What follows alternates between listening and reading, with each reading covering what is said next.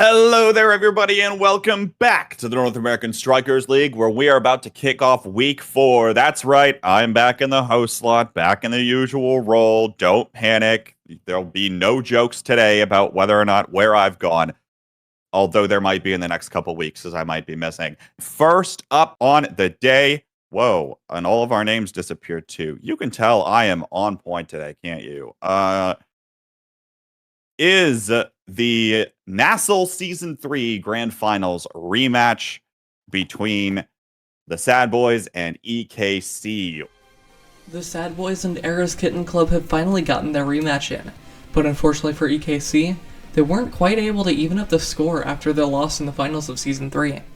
The Sad Boys started this set out by getting dragged to Night Market by EKC, and choosing to play a team composition that we haven't seen a whole lot of yet in Nassau, pulling out the Era goalie and putting two brawler characters in, rather than a typical midfielder and brawler pick that is the norm for a league of this caliber.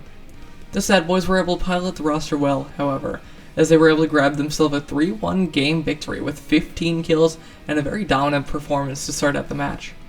In Game 2, the Sad Boys were able to perform just as well, with EKC just not quite able to find their footing and ending with the Sad Boys winning themselves a 12-minute game on their pick of Gates of Obscura. The Sad Boys yet again, and they are just pushing for even more through the portal, back up to Bells with the pendulum swing, focusing on towards these barriers. First one will fall, second one under pressure falls down as well, and Soren, he just can't get his hands around it. It'll go on through. A 3-0 set for the Sad Boys. Will take a 2-0 win on the week as they move their score up to 3-1.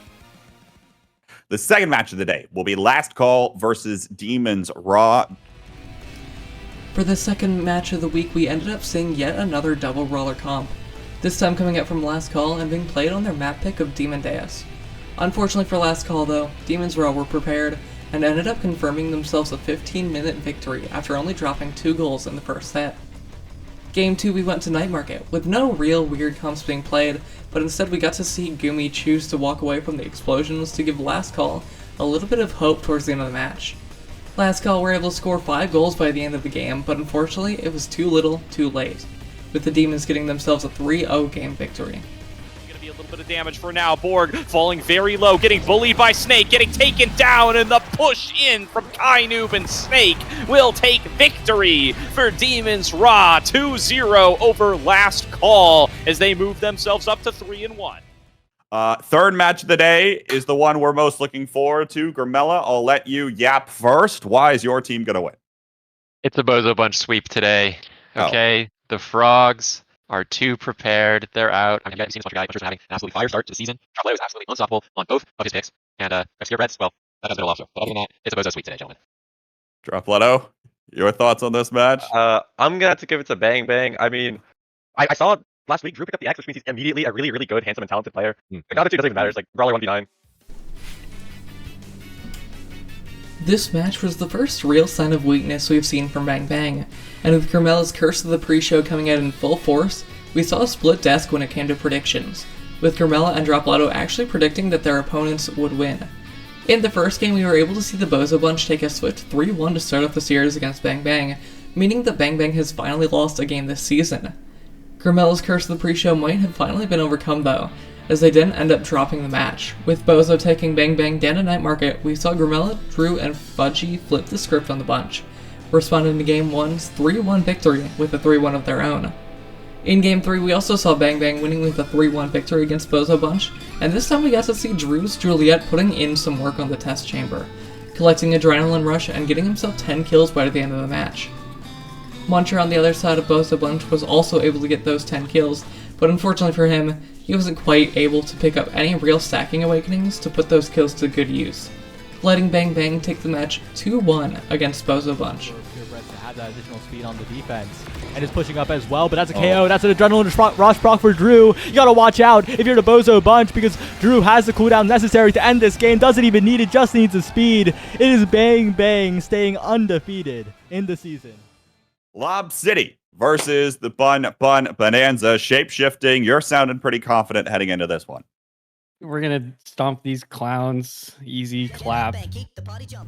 In game number 1 of this match, we ended up seeing Lob City take BUNN down to Demon Deus, setting themselves up with a very strong composition on the map and grabbing a solid 3-1 victory against the Bonanza, bringing themselves their first game win of the season and showing some signs of life going into the next few weeks.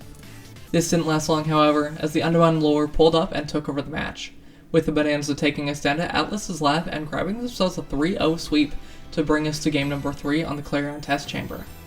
For a third game in a row, we saw the forwards of Lob City going Now and Zentaro, and Scyther12 on the side of BUNN also ended up going Erasmus for the third game of the set. BUNN Bonanza was locked in and prepared for game 3 though, and were able to take the first 2 sets for themselves.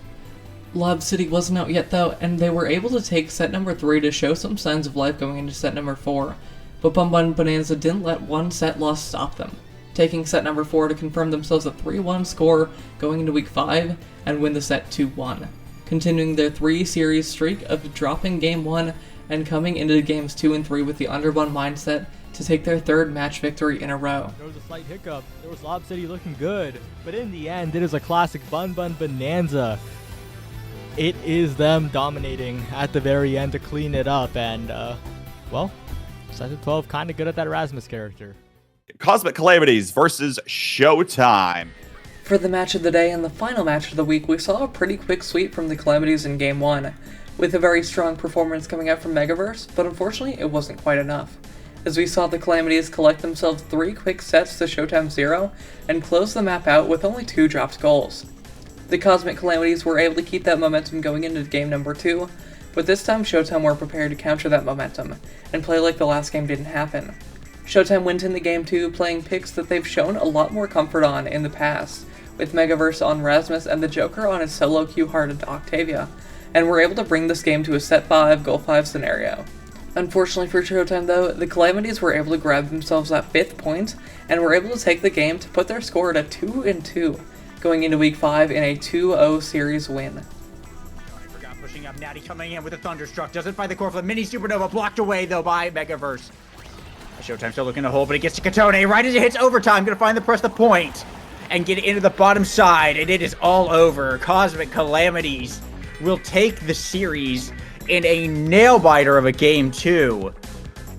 I mean, that was perhaps some cinema.